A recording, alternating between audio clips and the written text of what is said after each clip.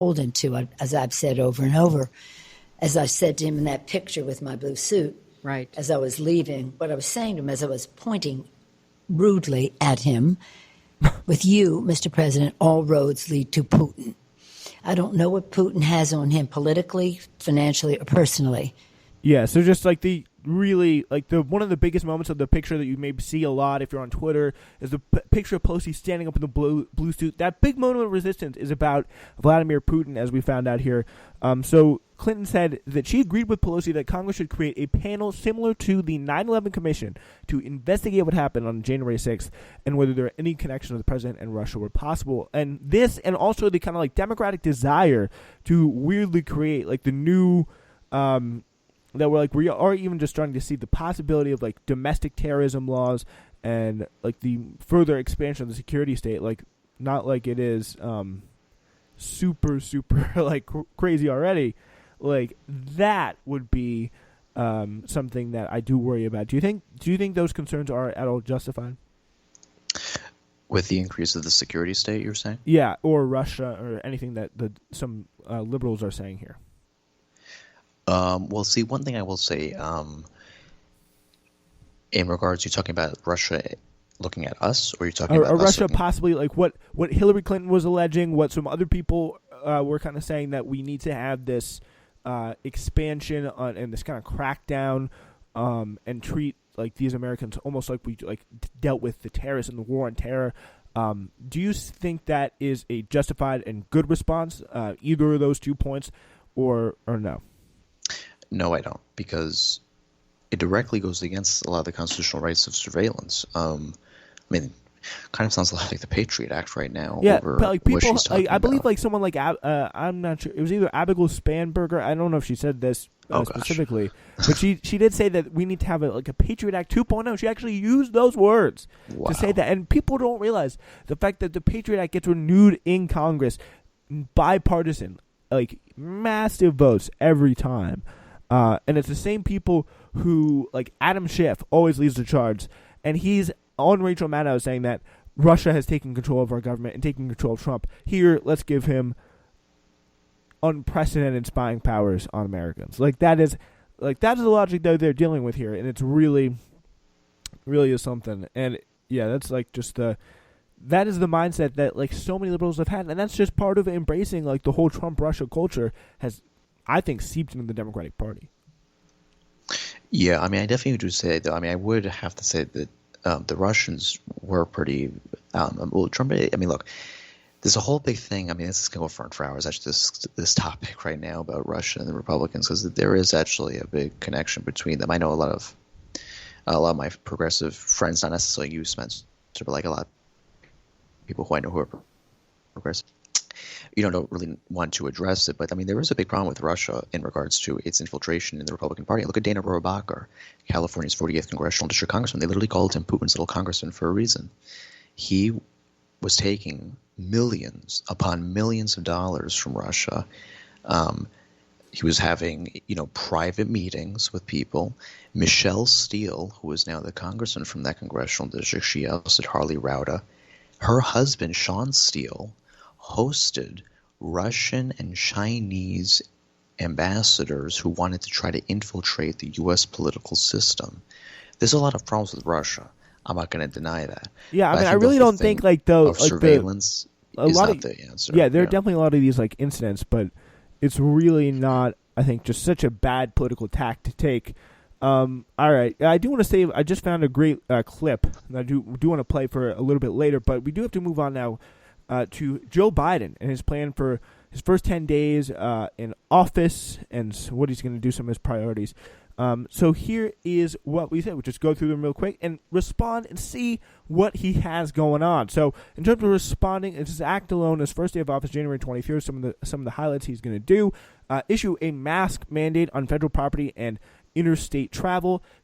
Extend nationwide restrictions on home evictions and foreclosures. Those are two good things. I mean, the first one doesn't really matter for most people, but the next one's very, very important. Continue to pause student loan payments and push for the passage of the $1.9 trillion COVID-19 relief package announced last week. And here is the part that I think we have to highlight in big red letters, because this is the key part of the Biden plan. Like, we know that the $2,000 bill passed in the House, and I mean, I do think that there was probably a not insignificant group of Democrats who are like, let's just hope this dies in the Senate, because they wouldn't be mad if it died in the Senate, because they just don't want to do it.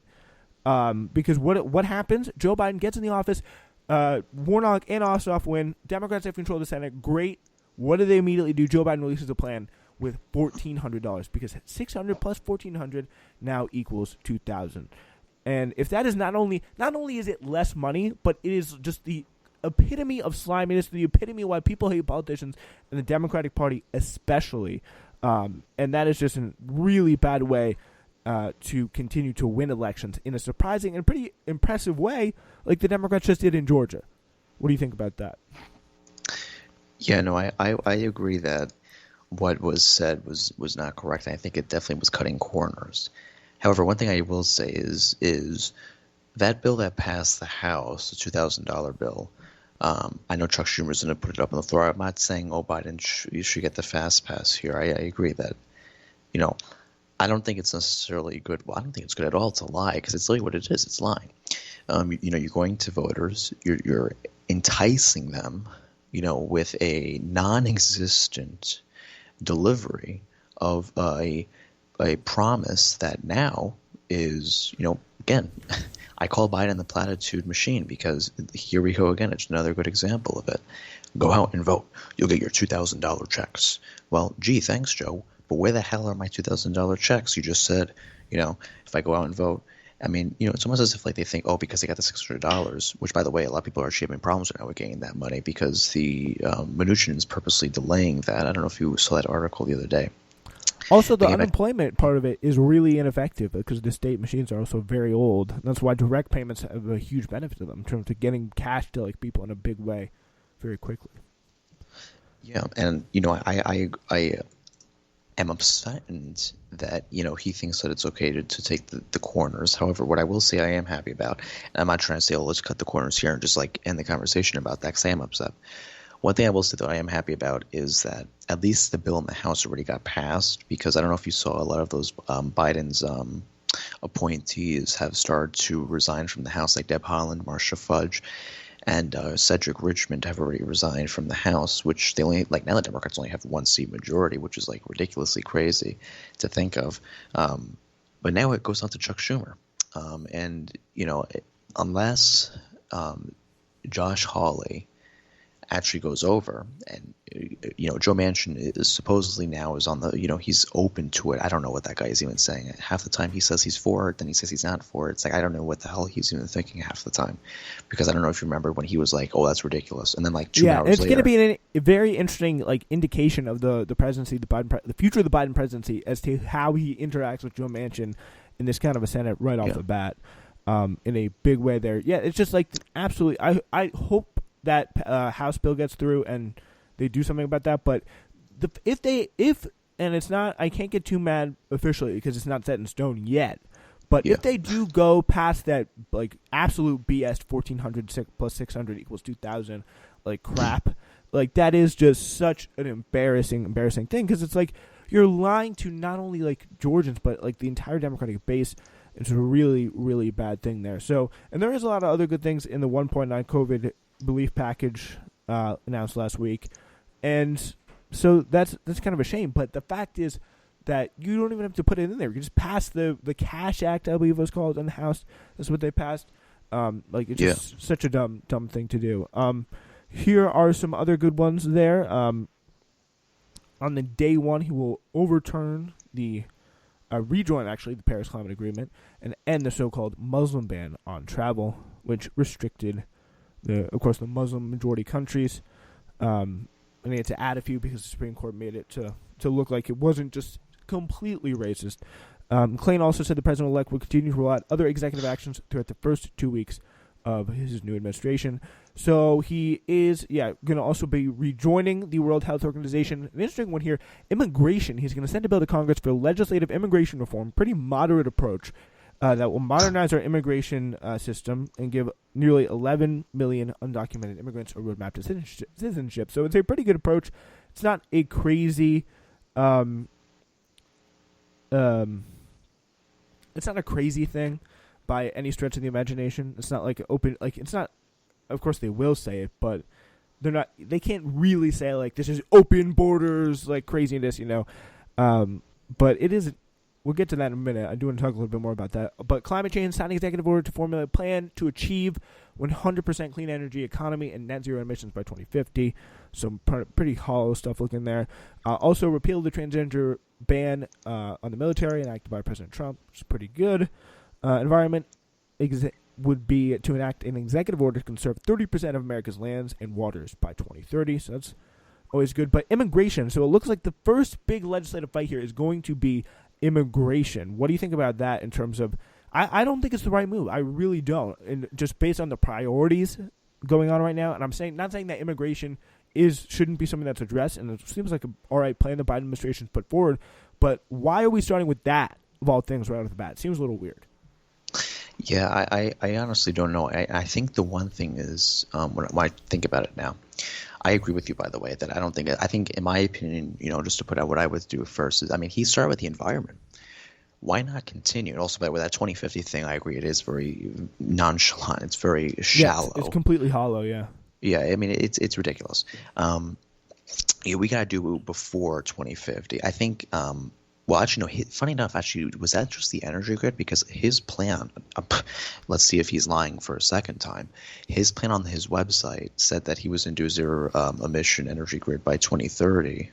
But is this the entire... Net zero emissions by 2050. 100%. Okay, then he is following his plan. Okay. I mean, that's still very late. But getting back to the point, I think immigration, I think when I think about why he wants to do it now is I think because he is definitely worried about losing the House in 2022. 2022 in the Senate, the Democrats actually might gain 1 or 2 seats just because the map is very favorable for them. But the House is not looking too good. And I think, you know, if I were him, I would not do it immediately. I mean, you have 2 years with a trifecta, basically. I think what he wants to do, I think he wants to get this done now because I think he knows it's going to take a long time. But I think with the immigration? Yeah, I think he thinks it's going to be a long battle. But why is this the battle that we got to fight now? Like, in terms of what Americans are going to be deciding on when they go to the ballot box in 2022, like immigration, especially for the Democratic base, and just for American people, considering the fact that we're in just a massive crisis, is not going to be at the top of the agenda, I don't think. You know, I agree. I think the thing at the top of the agenda right now is to get relief that, well, quite frankly, has to come, that they've said will be coming, but they haven't actually brought it out, or at least, you know, good enough relief, because the $600 stuff is really not that good. But I think the main thing that he's trying to focus on is, you know, I'm trying to get a little bit of a non-biased approach, or if I were something outsider, I think what he's trying to do is I think he's trying to get this done first because he knows it's going to take a while. Because look, immigration is a very divisive issue for some reason amongst Democrats and Republicans now. Republicans want to do an a large amount of spending, which, by the way, is funny because everything in regards to relief, we got to worry about the debt. But when we give out bailouts to corporations and we want to build a wall, oh, no question asked, we'll get the money right there for you ASAP. There's a lot of things, I think, but I don't agree that we should do immigration first. I think immigration should be more towards the middle after we get the coronavirus and the vaccine, by the way, horrible vaccine rollout that we've had in this country so far. So quite frankly, I don't really know why he's doing this first. I think the only thing I could really think of is that he wants to get this done quickly, and he thinks it's going to take a long time. Yeah, and I mean, you can't really – it's definitely not going to happen quickly because that is one thing that the Republicans will be 100% united on, is stopping some sort of immigration, because that is one thing their base does not like. Although there are some corporate elements that are okay with it, but it's definitely not enough to really get through with the pressure of the base on it. So also, Biden will be relying on Congress to approve many of his initiatives he aims to accomplish for the first 100 days. Nothing too crazy in here. He is going to try and pass the Equality Act, a bill to add more protections for LGBT Americans. after the FBI studies the loopholes in the gun background check system, Biden said he would like to ask Congress to close the loopholes and also repeal liability protection for gun manufacturers, which would allow Americans to sue the gun industry if a gun is used in a crime. He said he also wants to restructure federal agencies